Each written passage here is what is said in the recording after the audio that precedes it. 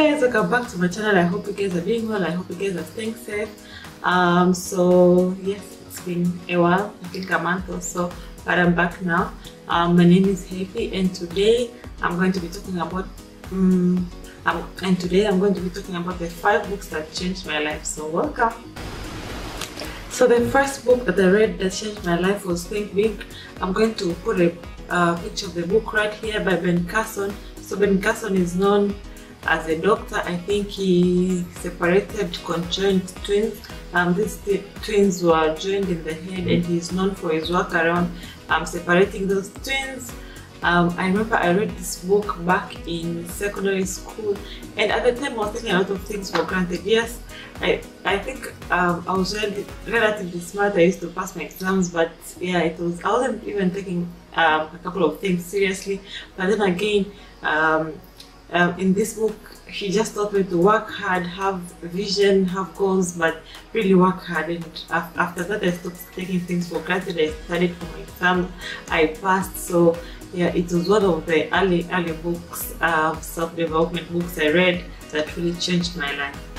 So the second book that changed my life and how I view things is this one, The Secret, by Rhonda Byrne. I remember I read this book in university.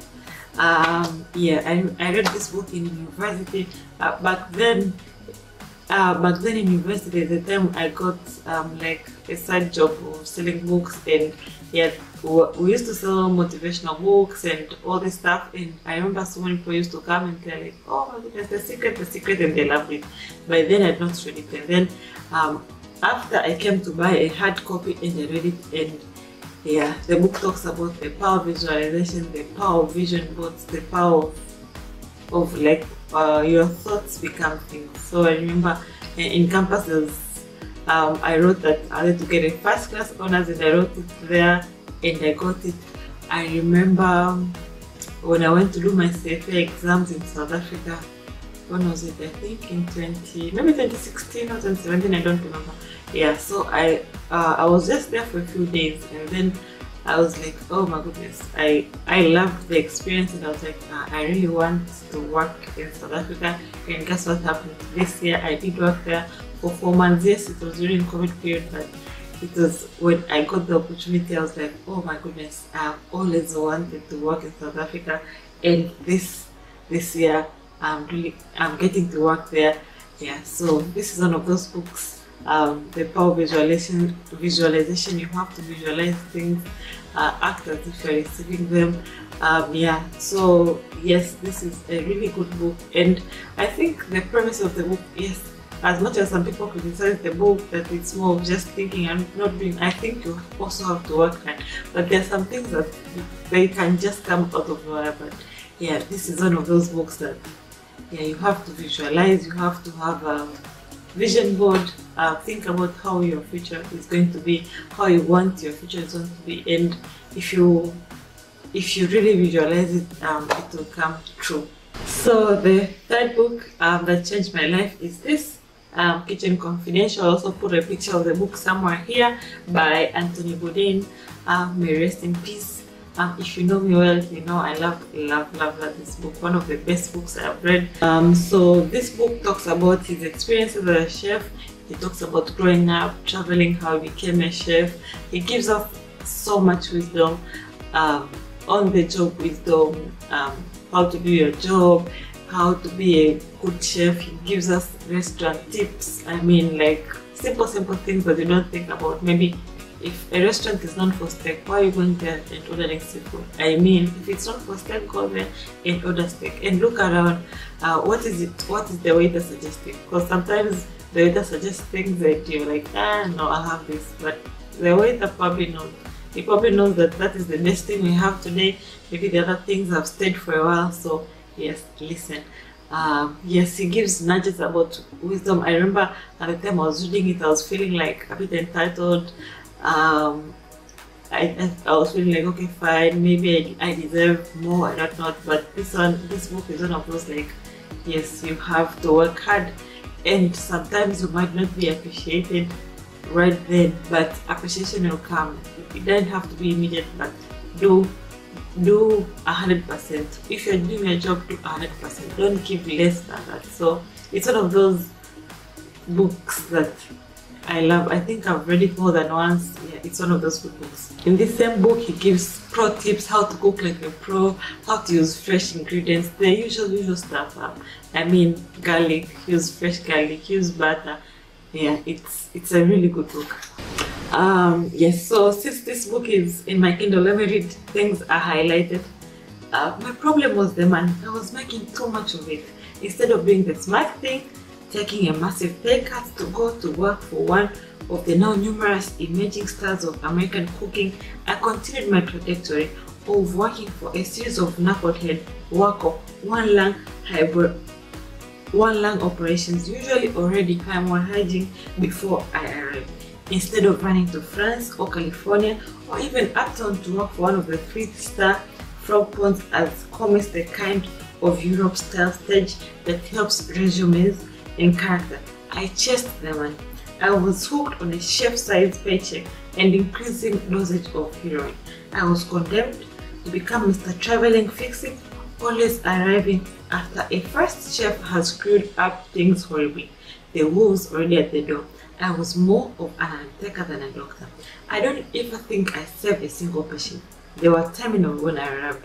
I might at best have only prolonged their death throes. So yeah, this is one of those wisdom you get. Sometimes probably you're in a job and maybe you're not learning as much, but you're getting a very big pay. Yeah, sometimes. So he writes it here that he got to a stage of his life where it was like that. Because of getting a very big pay, he was just going to failing businesses because he didn't want to have a pay cut. And he, looking back, he thinks that fine, at this time I should have gone to one of the best restaurants, yes, taking a pay cut, but these are the things that would have built my resume instead of chasing the money. So at any point in time, let us think about, okay, what are we learning here? Is this good for growth? Sometimes it's really not about the money, and yeah, it's not really about the money.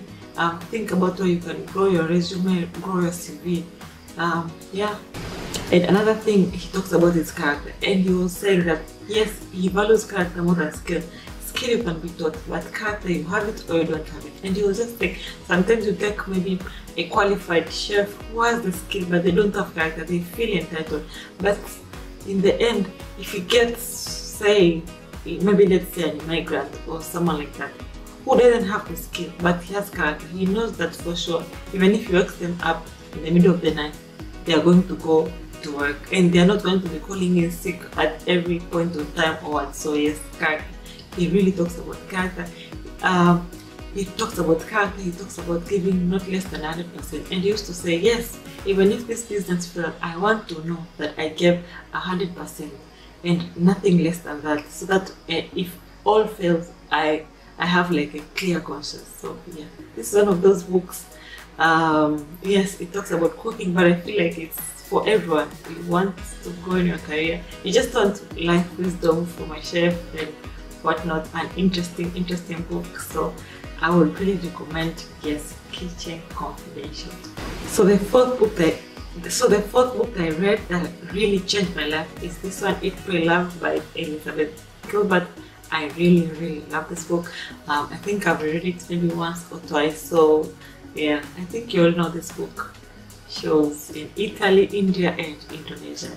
In Italy she went there to eat and she ate. In India she went and she learned how to pray, and in Indonesia she found love. Oh, I love this book. One of the key things I learned from this book is the power of prayer and the power of being specific about your prayer. Sometimes, I mean, growing up, we pray, but we're not really specific. We're like, okay, fine, God help me A, B, C, D, but we're not specific. So in this one, when her experience in India really taught her to be specific. What is it you really want? And say exactly, be specific. I think this book also taught me on visualization. I think this is Indonesia. There was a little girl who wanted a house, and she was even holding ties, visualizing the kind of house she wanted, and in the end they got it. So yes, I still believe on the power of visualization and being specific. I'm still learning. I'm still learning and learning how to be specific in my prayers. It's a work in progress, but yeah, I love this book.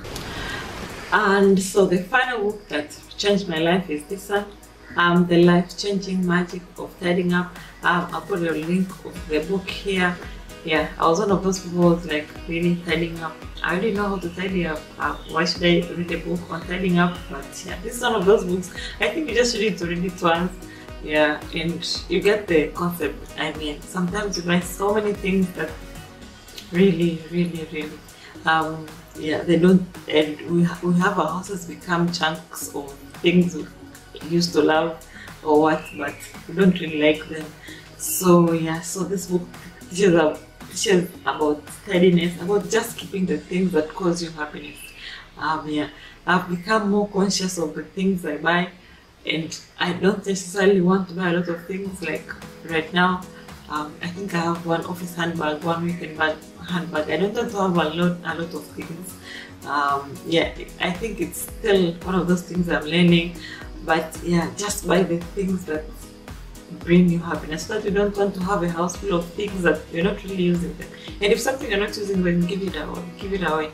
So yeah, if you want to learn about tidying and not I read these books. You know, sometimes you have things and then you're like, maybe I'll use it tomorrow, and then you put it in a drawer, and then 2 months later you didn't open that drawer, you never used whatever it is you thought you were using.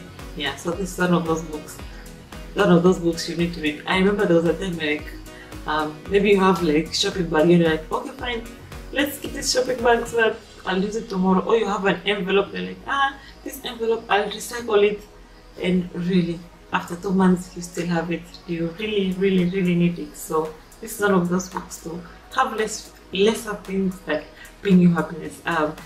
Right now that I'm shooting and I'm looking around, I'm like, okay, some of these things I'm looking at have to go. But yeah, this is a book on cleanliness, on cleanliness. You just have to read it once, and then yeah, you'll become better. Even your purchases will become better. So now I'm very conscious. If I'm buying something, I really think about it. I'm like, am I sure I really like this thing? Because sometimes you buy something and you're like, okay, maybe I like it, maybe, yeah. Most of the time, if you're already 50-50, you go back home where whatever it is you bought once, twice, and then after that, it's just money wasted. So now I'm really thoughtful of my buying stuff. When I'm buying something for myself, I'm like, maybe, do I like this thing? Yeah, does it spark joy? And if it does, then I buy it. So guys, thank you for watching, thank you for listening to me. Those are the books that have changed my life, yeah, over the past few years.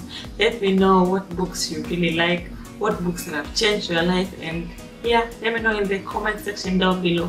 If you like this video, please give it a like. If you've not yet subscribed to my channel, please subscribe. I will see you next time. Bye.